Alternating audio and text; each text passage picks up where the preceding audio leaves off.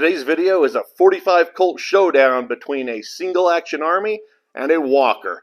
I'm Dustin and you're watching Guns of the West.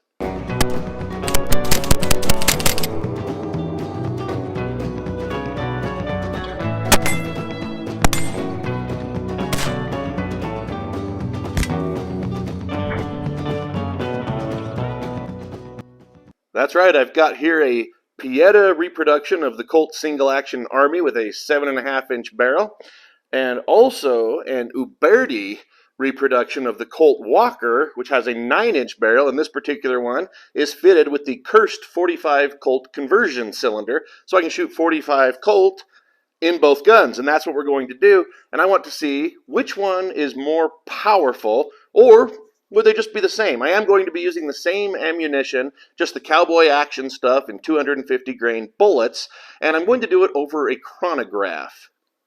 Now I want to take just a moment to show you the chronograph I'm going to be using because it's much different from the chronograph you've seen me use in the past.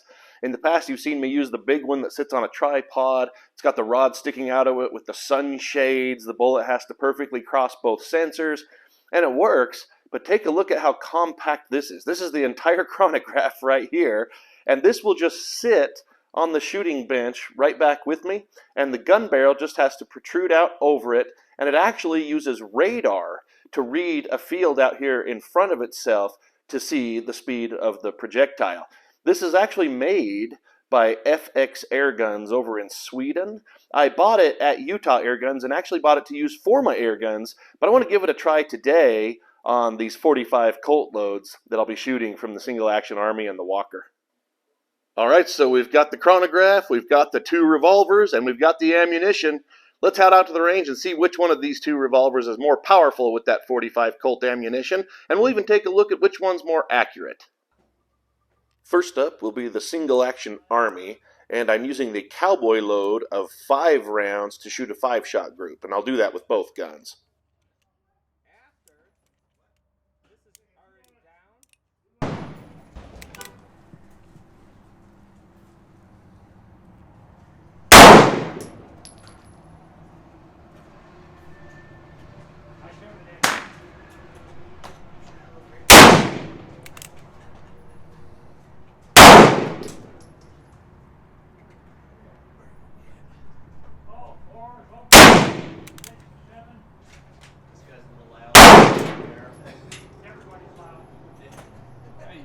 Something different about the... Okay, take your finger out. Drop the magazine. Push it. There you go. Put it on safe. No, it's not. Well, here are the chronograph results for the single action army. You can see the average velocity was 790 feet per second. Now let's try it with the Walker.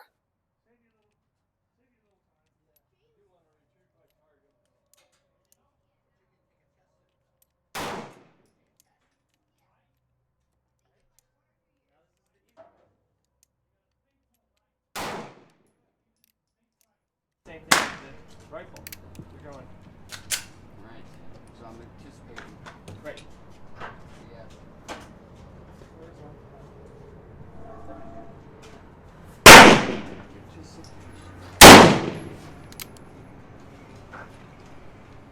Okay, I'm out of here. I'll get somebody else to help you.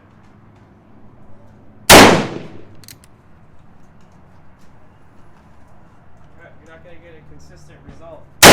Right. Because... What do you think? There you go. Pretty cool. It's like they'll shoot guns. That's right. Put it up here. It's like a boys' Yeah. trip. Now. Hold on. It's ready to shoot. I know. You're having fun. I like shooting. Right. So you're going like this a little bit, Yeah. right? It's called the T. And here are the chronograph results for the Walker. The average velocity here was 854 feet per second, so that longer barrel does push them out a bit faster. Now let's have a look at accuracy. The target on the left was the single action army, so the target on the right was the Walker.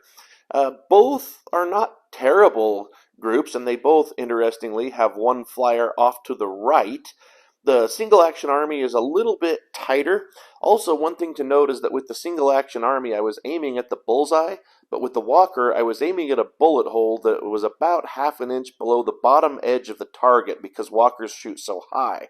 So the single action Army is a little tighter group and shoots closer to point of aim. The distance to the targets was 15 yards. Well, as always, I really hope you enjoyed this video today, maybe even found the information helpful. Please don't forget to click that like button down below and subscribe to the channel so you can see more videos. And if you look in the description, you'll see where to find me on social media, as well as where to find Great Guns of the West products. Thank you so much for watching.